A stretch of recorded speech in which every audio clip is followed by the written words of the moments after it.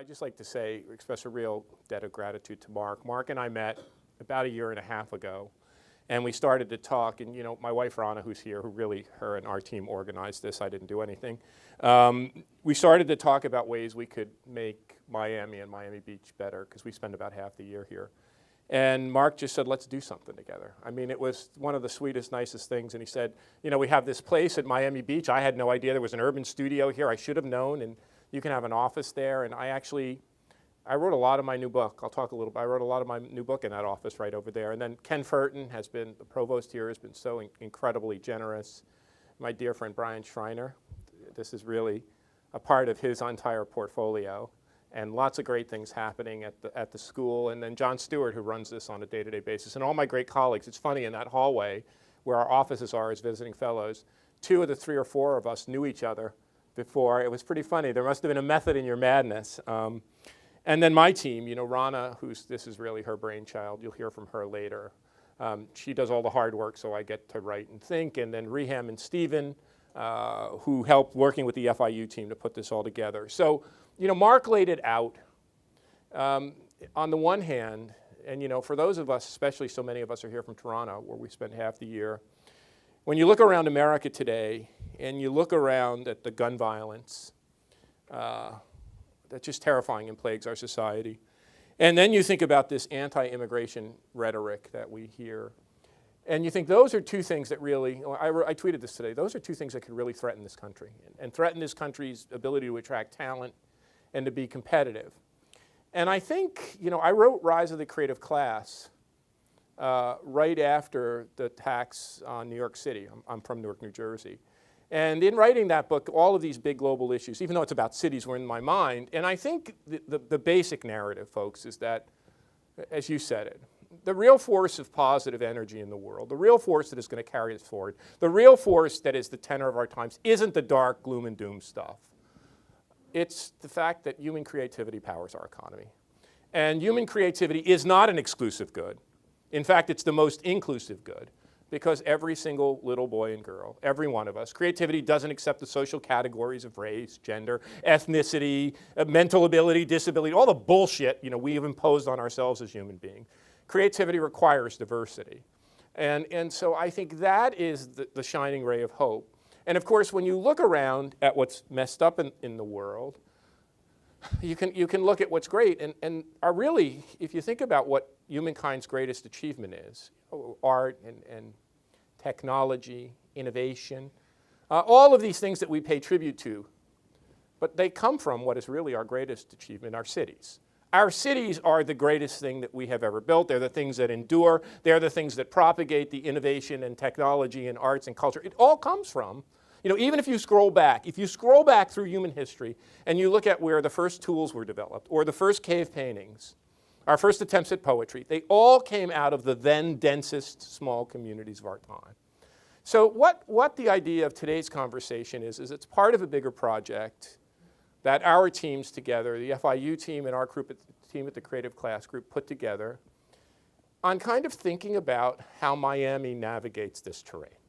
And we want to talk a little bit about Miami and how it compares to other cities and the role of cities in arts, culture. And what better, with Art Basel here, what better time to engage a group of really smart and creative people from design, from interior design, from architecture, from music, from arts, from culture.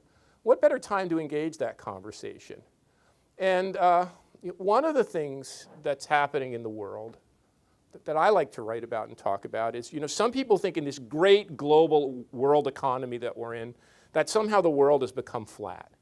That somehow, with technology, with the internet, with social media, the world has become flattened out and you can plug and play from anywhere. But in fact, the defining force of our time is that the world isn't flat at all.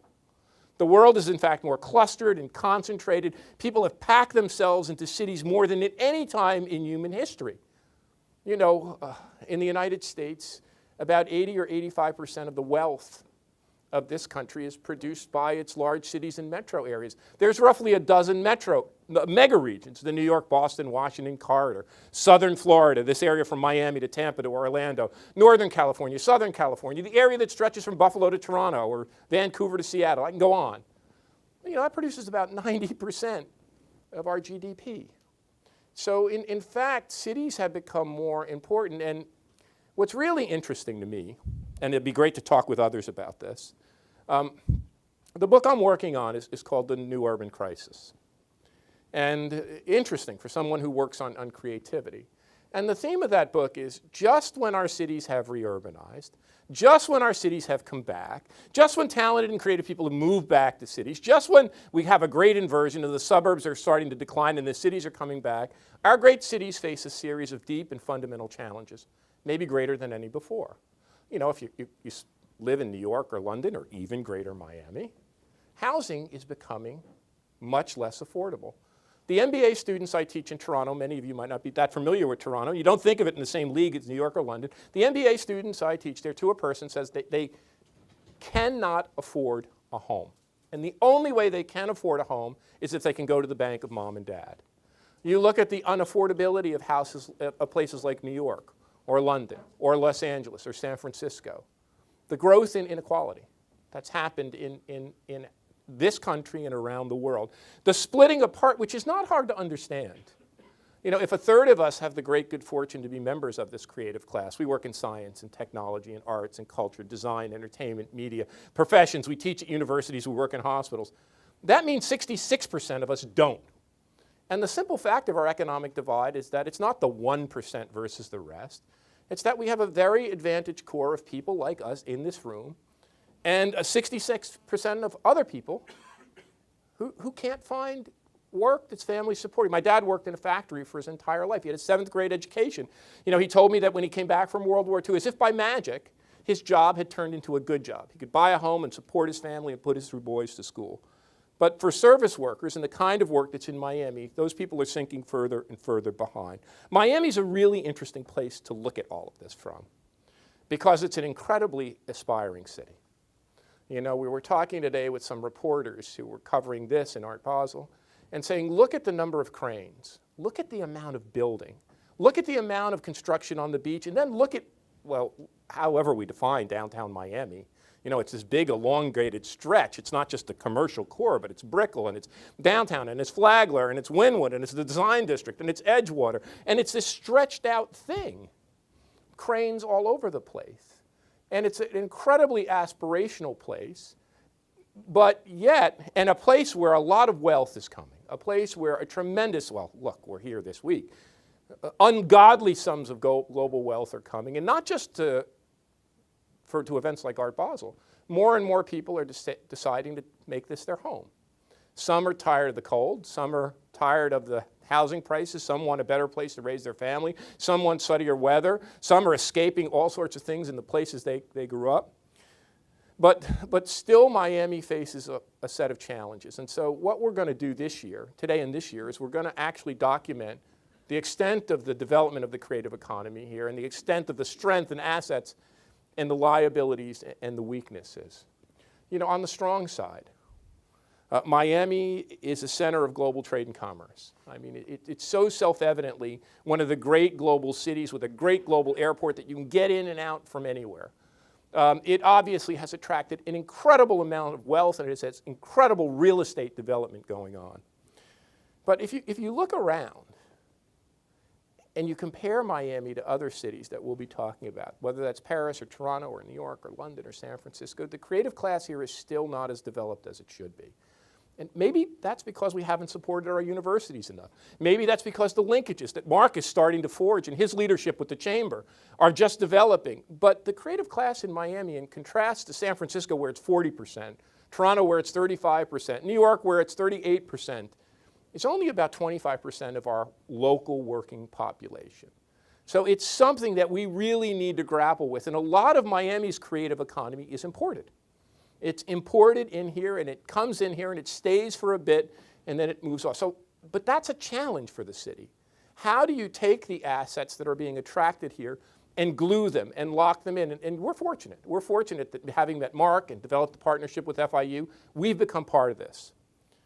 Well, that means about 75% of the working population of Miami is either doing low-wage blue-collar work, but more likely to be in the service economy. They're the people who take care of you in your hotel. They're the people who take care of your house or your condominium. They're the people who take care of your kids, your aging parents. They're the people who work in all the shops and all the restaurants. And so Miami, as much as any other city in the world, has this divided economy. And those folks, if members of the creative class make 70 or 80 or 90, 100,000 on average, members of this service class, the people who are the infrastructure that we stand on, make 20 or 30 grand.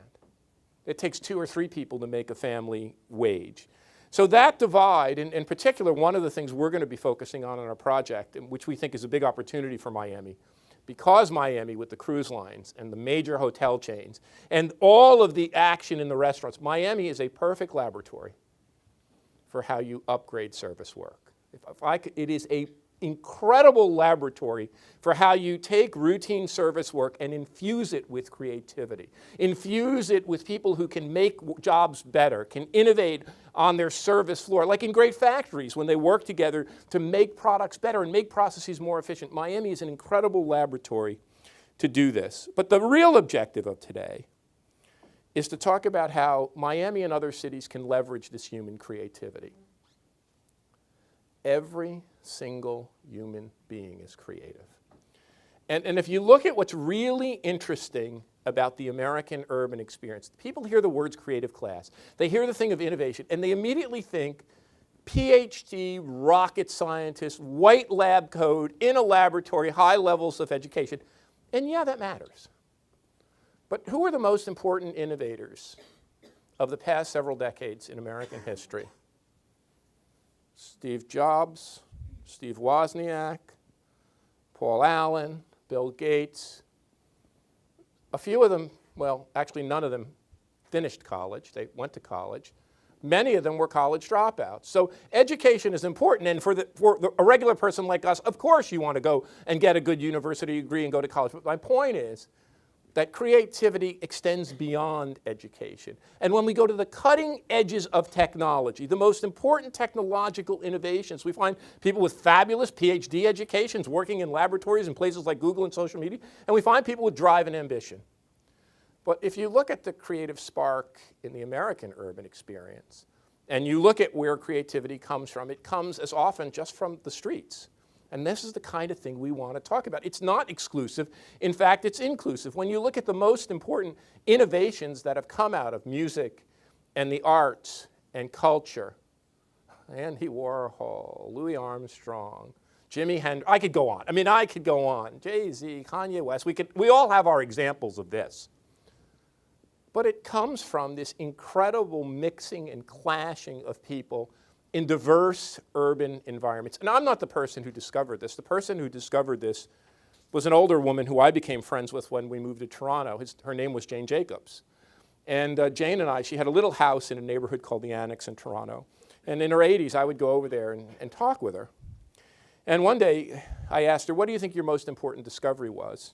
She was so humble and so self-effacing. She said, well, I think I figured out something that puzzled all economists. But I don't want to brag about it, but I think I figured out something that's really stymied people like you, Richard. And I said, well, you have to tell me about that. What was it? She said, well, most economists, when you really push them, think that economies grow because they make a little division of labor.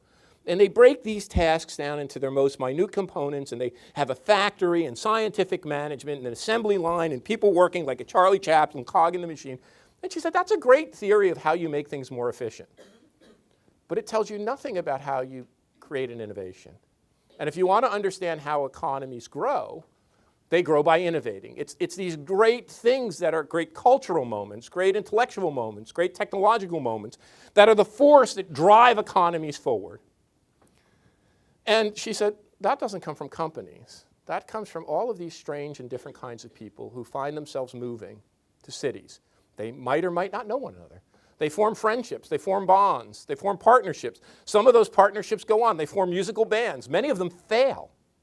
You know, Steve Jobs and Jack White said the same thing. What makes a great city? It's where people come to meet to form companies, where people come to meet to form musical acts. And many of those fail, and some of them succeed, but out of that incredible mixing pot comes something new and different. So really, as cities are our critical resource. And just back to Miami for a minute. We evaluate cities based on 3 simple metrics we call the 3 T's.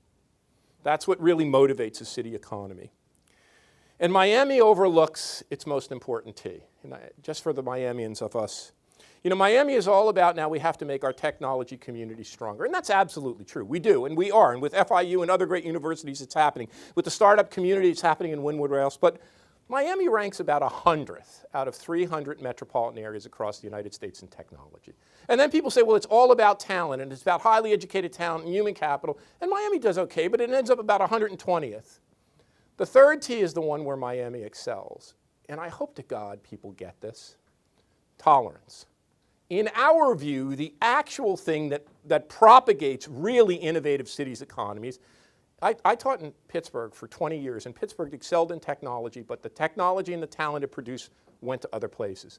Tolerance, diversity, a melting pot, a mosaic, the ability to have people across the spectrum, welcome them in, infuse them to your community. Miami ranks 2nd. It's like Toronto, or New York, or Vancouver, or London, or San Francisco. It's in the absolute upper tiers, and one of the things this community has to learn is that that very fact of openness and inclusiveness and the ability to attract people, the gay community, the lesbian community, the Latin community, the Asian community, the Muslim community, I mean, it's all here. The Hasidic community, you can't name a community that isn't here. And part of an interesting and vibrant melting pot, or the word I like better, which actually derives from the Canadian discourse, a mosaic. When we look at cities, we are convinced. We are convinced that these tolerance factors, diversity factors, quality of place factors power economic growth. We created 2 indexes, got us in a lot of trouble. Academics went nuts and called us heretics. A gay and lesbian index. We found that places that have a large and vibrant gay and lesbian community propagate the kind of conditions that lead to economic growth. A bohemian and artistic index. In fact, Stephen, who's sitting here, just with his students at NYU, recently did the analysis. We not only looked at economic growth, folks, for all of you who care about this, we looked at hotel room occupancy, we looked at hotel room revenue growth, we looked at a variety of measures that propagate really vibrant travel and tourism industries. The gay index and the artistic and bohemian index predicted that better than just about anything else we could throw at the wall. So the point of the fact is that we really need to understand what cities do. We need to understand cities as incubators of arts and culture. We need to pick the brains, and we're so lucky to have them here during this great Art Basel event, of great designers and musicians, not just policy wonks like me and like us. We need to really sit and have what better place to have this dialogue between urbanists and city builders and designers and musicians and artistic creatives than here at Miami at this point in time. So those are my opening remarks, and the rest of this is going to be fantastic, and I think Stephen is going to help MC us through at least part of the rest of the afternoon. So thanks very much.